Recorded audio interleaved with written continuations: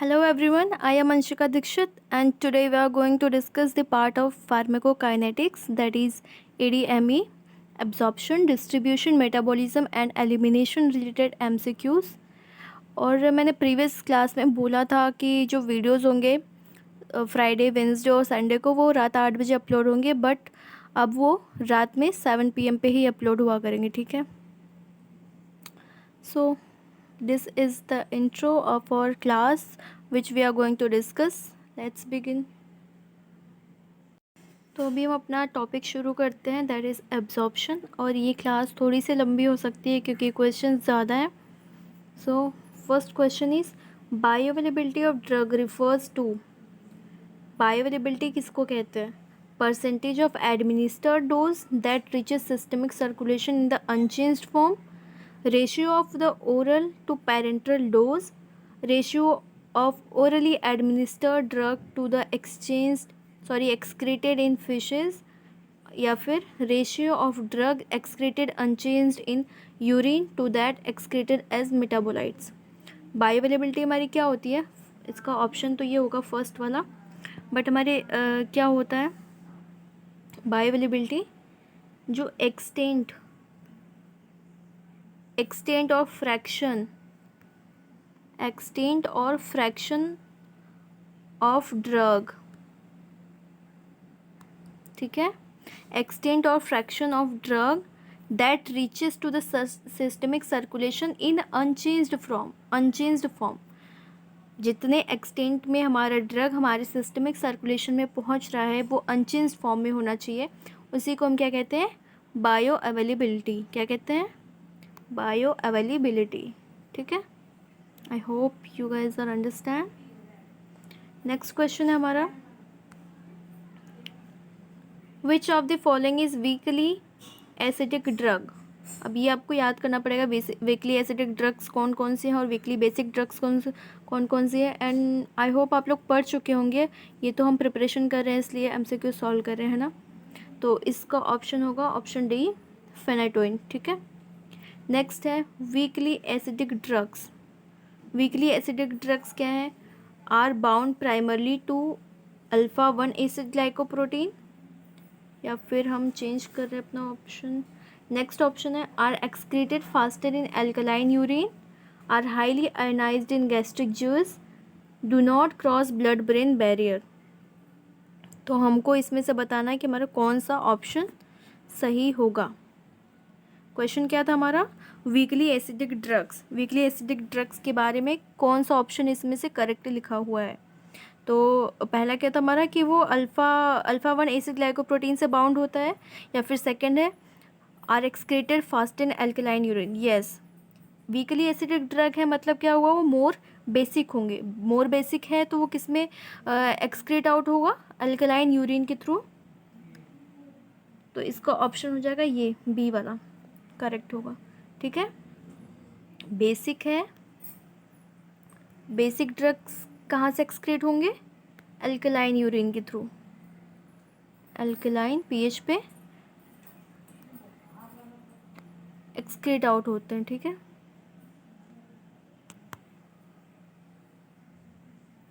Next question क्या है हमारा?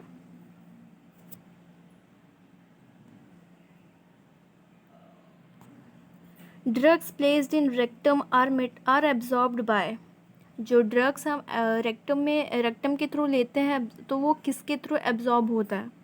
ठीक है, drug placed in rectum are absorbed by internal haemorrhoidal veins, external haemorrhoidal arteries, internal haemorrhoidal arteries, या फिर एक्सटर्नल हेमोराइडल वेन्स। तो पहली बात ये आर्टरी से नहीं होंगे, इसका ऑप्शन है वेन्स। वेन्स से रिलेटेड है, मैंने हिंट दे दिया है। अगर आपको पता है तो प्लीज़ कमेंट करो, और अगर नहीं पता है तो option D will be correct, external haemorrhoidal veins will be correct, ठीक है। नेक्स्ट क्वेश्चन क्या है? The bioavailability of the drug depends upon. Bioavailability किस पे डिपेंड करती है? फर्स्ट पास मेटाबॉलिज्म पे, सेकेंड पास मेटाबॉलिज्म पे, वॉल्यूम ऑफ डिस्ट्रीब्यूशन, या फिर एक्सक्रीशन पे। तो इसका ऑप्शन क्या होगा? फर्स्ट पास मेटाबॉलिज्म, क्योंकि अगर हमारा फर्स्ट पास मेटाबॉलिज्म क्या है? फर्स्ट पास मेटाबॉलिज्म हाई है तो अगर फर्स्ट पास मेटाबॉलिज्म हाई है तो बायो अवेलेबिलिटी कम होगी, ठीक है, मीन्स एब्जॉर्प्शन कम होगा। और अगर फर्स्ट पास मेटाबॉलिज्म लो है, फर्स्ट पास मेटाबॉलिज्म कम है, तो हमारे ड्रग का बायो अवेलेबिलिटी हाई होगी, ठीक है।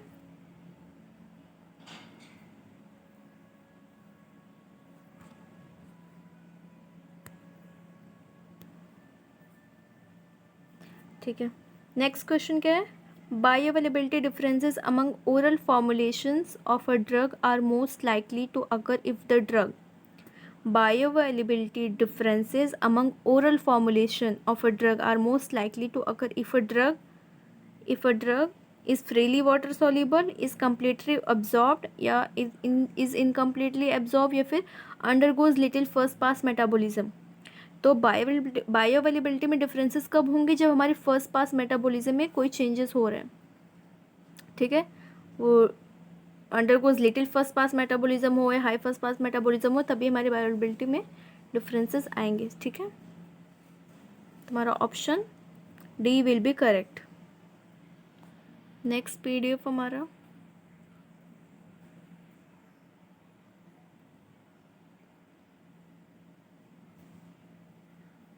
डिस्ट्रीब्यूशन का,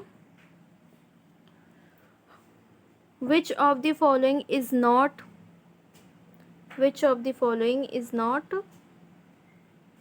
क्रॉस ब्लड ब्रेन बैरियर, इसमें से कौन से ऐसा ड्रग है जो ट्रिपल बी को क्रॉस नहीं करता, तो इसका ऑप्शन क्या होगा, लीवोडोपा, प्रोप्रेनोलॉल, फाइसोस्टिगमिन, फेनेटोइन। पहले हमको ये जानना होगा कि जो हमारी लिपोफिलिक ड्रग्स होती है ना, लिपोफिलिक ड्रग्स वो ट्रिपल बी को क्रॉस कर सकती हैं, और जो हाइड्रोफिलिक ड्रग्स होते हैं वो क्रॉस नहीं करते। तो इसमें जो फेनेटोइन है वो हमारा हाइड्रोफिलिक ड्रग है, so it will not cross blood brain barrier. Next question हमारा, loading dose depends on, loading dose किस पे डिपेंड करता है, किस चीज़ पे डिपेंड करेगा लोडिंग डोज, हाफ लाइफ पे, प्लाज्मा वॉल्यूम पे, वॉल्यूम ऑफ डिस्ट्रीब्यूशन या फिर रेट ऑफ क्लियरेंस पे। तो लोडिंग डोज हमारा किस पे डिपेंड करेगा, वॉल्यूम ऑफ डिस्ट्रीब्यूशन, किस पे, वॉल्यूम ऑफ डिस्ट्रीब्यूशन। ये क्वेश्चन हमारा जीपैट में आ चुका है शायद 2015 में, आई थिंक ये डायरेक्ट क्वेश्चन था, लोडिंग डोज डिपेंड्स ऑन, तो वॉल्यूम ऑफ डिस्ट्रीब्यूशन पे ये डिपेंड करता है। ऑल ऑफ द फॉलोइंग, और हाँ ये गेट 2001 में भी आया है, all of the following factors affects half life except, इसमें से कौन कौन से फैक्टर हैं जो हाफ लाइफ को अफेक्ट करते हैं किसी एक को छोड़ के, और वो ऑप्शन ही हमको फाइंड करना है, ठीक है। Concentration of drug in plasma, time of drug absorption, bio transformation, rate of drug elimination.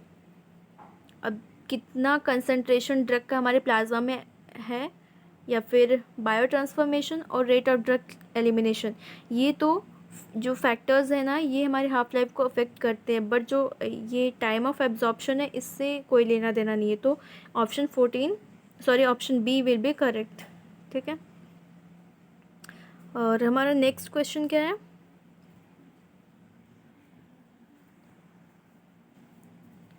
Marked redistribution is a feature of, marked redistribution किसका फीचर है, ठीक है।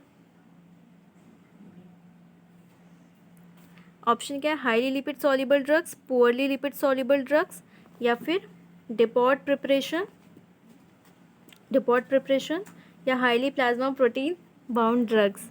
तो इसका ऑप्शन कौन सा करेक्ट होगा, जल्दी जल्दी कमेंट करो। ओके मैं बताती हूँ, लिपिड सॉल्युबल ड्रग्स जितने भी होते हैं, लिपिड सॉल्युबल ड्रग्स जो भी होंगे वो रीडिस्ट्रीब्यूशन को फीचर करते हैं, ठीक है। नेक्स्ट पीडीएफ,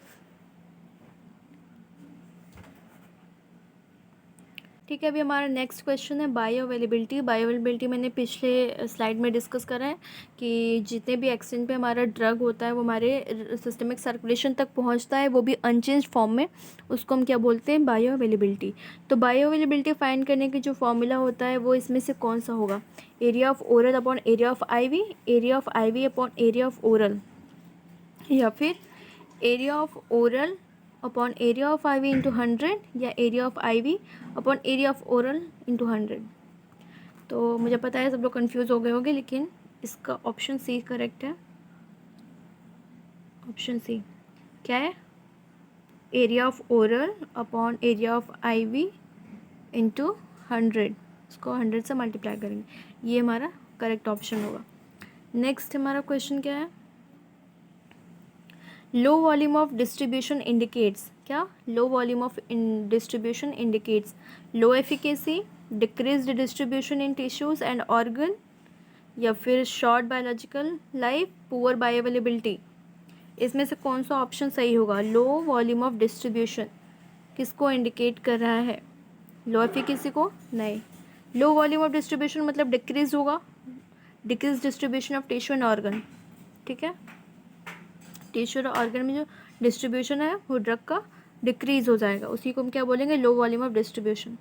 नेक्स्ट है acidic drug mainly bind to plasma. Acidic drug किससे बाइंड होता है और बेसिक ड्रग किससे बाइंड होते हैं? इससे क्वेश्चंस अक्सर बनते हैं। कोई सा भी आप मॉक दे लो, कोई सा भी एग्ज़ाम के पेपर्स उठा लो, उसमें ये क्वेश्चन यहाँ से तो बनते ही बनता है, तो हमें ये तो सॉल्व करना ही है, ठीक है। एसिडिक ड्रग जो होता है ना वो एल्ब्यूमिन से बाइंड होता है, ठीक है, एल्ब्यूमिन से बाइंड होगा। और जो बेसिक ड्रग होता है वो हमारे किससे बाइंड होता है? अल्फ़ा 1 एसिड ग्लाइकोप्रोटीन, ठीक है। ये याद रखना है। एसिडिक एसिडिक किससे हो रहा है? एल्ब्यूमिन, एल्ब्यूमिन, ठीक है। और हमारा बेसिक ड्रग किससे बाइंड हो रहा है? अल्फ़ा 1 एसिड ग्लाइकोप्रोटीन, ठीक है। अल्फ़ा 1 एसिड ग्लाइकोप्रोटीन से बाउंड होगा।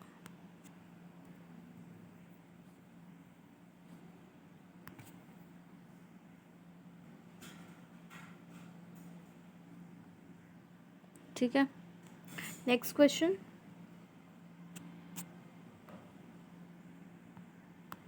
अच्छा इसमें इतना ही। नेक्स्ट पीडीएफ हमारा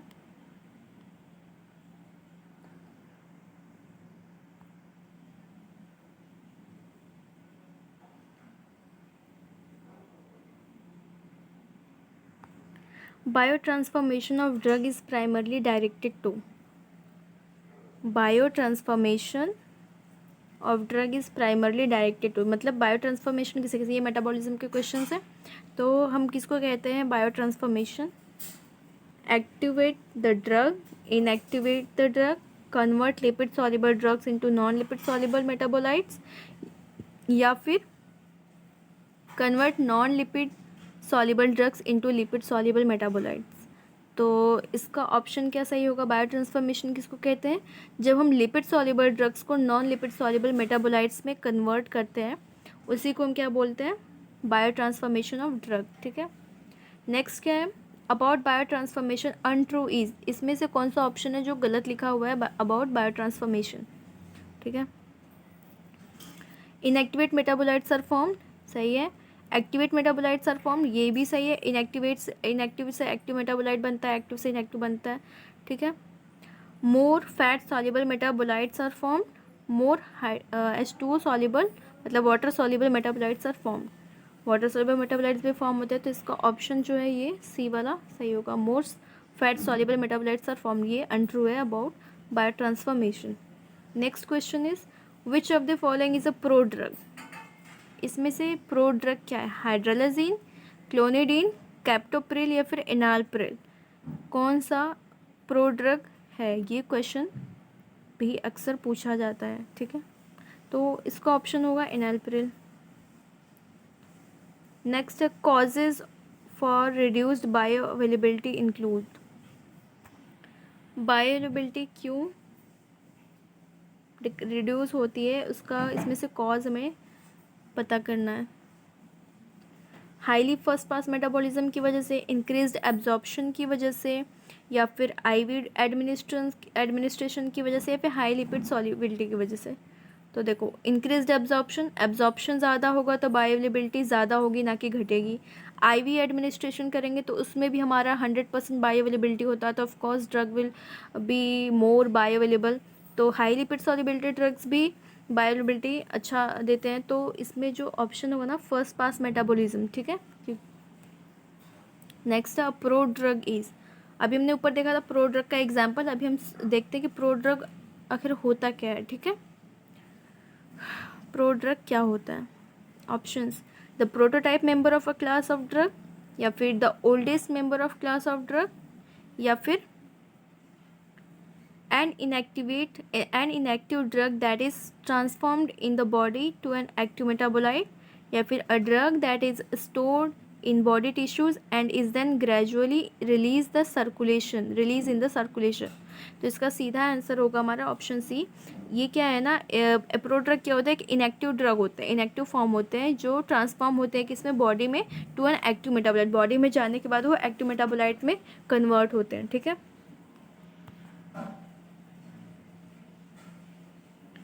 नेक्स्ट हमारा question, stimulation of liver microsomal enzymes. क्या है? Stimulation of microsomal enzymes. इसका ऑप्शन क्या है? Requires the dose increase of some drugs, requires the dose increase of some drugs, या फिर require the dose decrease of some drugs, prolong the duration of action of a drug, या intensify the unwanted reaction of a drug. इसमें से कौन सा option सही होगा? Microsomal enzyme को स्टिमुलेट करने के लिए, लीवर ऑफ लीवर। ठीक है, तो option require the dose increase of some drugs, yes. कुछ ड्रग्स का जो डोज होता है ना, उसे हमें उसको इंक्रीज करना पड़ता है, इसकी वजह से माइक्रोजोमल एंजाइम का स्टिमुलेशन होता है। नेक्स्ट है metabolic transformation phase 1 is. Phase 1 phase 2 reactions आप लोगों ने पढ़ा होगा, तो इसका आंसर हमको बताना है कि कौन सा करेक्ट होगा। Acylation and methylation of substances, transformation of substances due to oxidation, reduction, hydrolysis, glucuronide formation, binding to plasma protein. अभी देखो एसाइलेशन या फिर ग्लूक्रोनाइड फॉर्मेशन, ये सब क्या है? फेज 2 रिएक्शन के एग्जाम्पल्स है, मतलब फेज 2 रिएक्शन है। ठीक है, तो हमारा ये ऑक्सीडेशन, रिडक्शन, हाइड्रोलिसिस ये फेज 1 में आता है, तो हमारा ऑप्शन बी करेक्ट होगा। नेक्स्ट हम मूव करते हैं, which drug is not metabolize by acetylation. इसमें से कौन सा ड्रग है जो एसाइलेशन के थ्रू मेटाबोलाइज नहीं होगा? एसाइलेशन हमारा टाइप 2 फेज रिएक्शन है, ये फेज रिएक्शन से मैंने क्वेश्चंस लिए थे। ठीक है, तो हमें ये ड्रग देखना है कि आइसोनियाजिन, डैप्सोन या हाइड्रोलाजीन या फिर मेटोक्लोप्रामाइड, इसमें से कौन सा ड्रग है जो एसाइलेशन के थ्रू मेटाबोलाइज नहीं होगा? तो ऑप्शन डी सही होगा। कॉन्जुगेशन क्या होता है? Conjugation is process of drug reduction by special enzymes, या process of drug oxidation by special oxidases, coupling of a drug with an endogenous substrate, या फिर सॉलिबलाइजेशन इन लिपिड्स। इसमें से कौन सा ऑप्शन सही है for conjugation?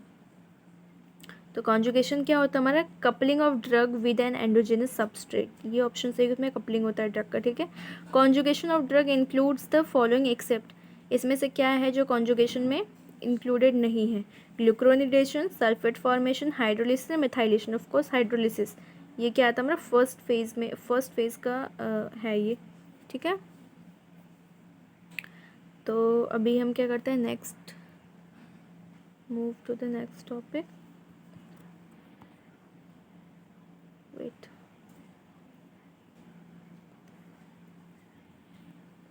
Elimination rate constant is defined by the following parameter. अब हम एलिमिनेशन टॉपिक पे आगे अपने लास्ट जो हमारा टॉपिक था एलिमिनेशन, एडमिनिस्ट्रेशन, मेटाबॉलिज्म और डिस्ट्रीब्यूशन, ये तीनों हमने पढ़ लिया, तीनों के एमसीक्यूज हमने सॉल्व कर लिए।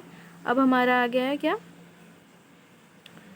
एलिमिनेशन। तो एलिमिनेशन के क्वेश्चंस देखते हैं कि elimination rate constant is defined by the following parameter: rate of absorption, maximum concentration of substance in plasma, highest single dose, या फिर हाफ लाइफ। इसका जो टी हाफ है ना, इसके थ्रू ही हम एलिमिनेशन रेट फाइंड करते हैं कि कितना ड्रग हमारा एलिमिनेट हुआ है और कितना रिमेन है। ठीक है, if a drug is eliminated by first order kinetics, अगर कोई ड्रग हमारा फर्स्ट ऑर्डर को फॉलो करता है, उसके थ्रू एलिमिनेट हो रहा है, तो इसमें से कौन सा ऑप्शन सही होगा? A constant amount of the drug will be eliminated per unit time, its clearance value will remain constant, its elimination half life will increase with dose, it will be completely eliminated from the body in second half life period. ठीक है, तो इसका कौन सा option सही होगा? Second option it will be correct. It's clearance value will remain constant. जब भी हमारा कोई ड्रग फर्स्ट ऑर्डर कैंडिडेट को फॉलो करता है तो उसका जो कांस्टेंट जो क्लियरेंस वैल्यू होता है ना वो कांस्टेंट होता है इसमें। ठीक है, next question, true statement about first order kinetics. First order second order kinetics से बहुत सारे क्वेश्चंस आते हैं और ये हमारा फार्मास्यूटिक्स में फिजिकल फार्मेसी में भी मिलेगा हमको पढ़ने को।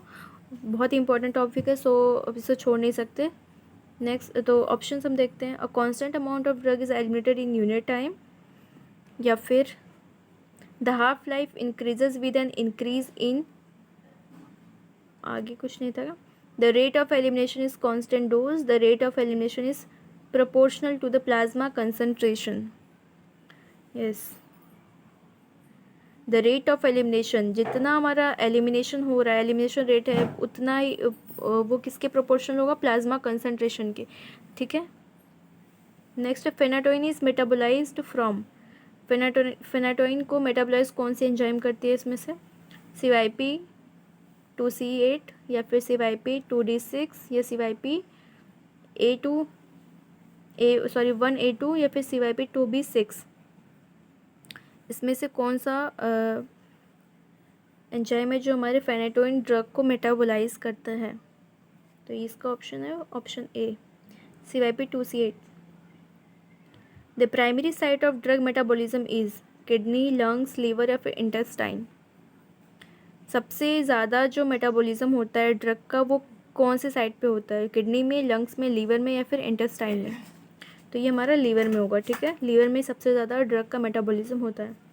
CYP 2D6 inhibitors are all except, इसमें से सारे के सारे CYP 2D6 इनहिबिटर्स हैं सिर्फ एक ड्रग को छोड़ के, तो कौन सा होगा? फ्लोएक्सामिन। ठीक है, तो अभी हमारा जो नेक्स्ट क्वेश्चन है ये न्यूमेरिक क्वेश्चन है।